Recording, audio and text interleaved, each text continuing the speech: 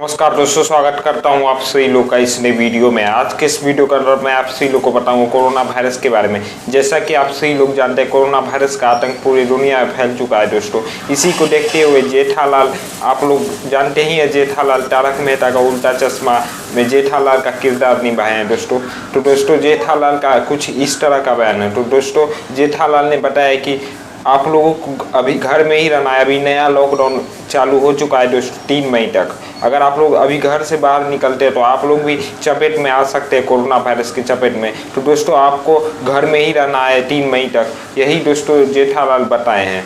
तो दोस्तों आपको घर में ही रहना है 3 मई तक। 3 मई के बाद जो भी आएगा दोस्तों, श्री नरेंद्र मोदी जी आएंगे फिर से न्यूज़ चैनल पर, तब हो सकता है कुछ आप लोग उसके बाद बाहर निकल सकते हैं। तो दोस्तों 3 मई तक आपको घर में ही रहना है, जेठालाल यही बताए हैं। तो दोस्तों इस वीडियो को ज़्यादा से ज़्यादा शेयर कीजिएगा अपने दोस्तों में। हो सके तो मुझे एक बार सपोर्ट जरूर कीजिए। तो मिलता हूँ किसी न किसी अगली वीडियो में, तब तक के लिए जय हिंद, वंदे मातरम। आपसे लोग का दिन शुभ हो।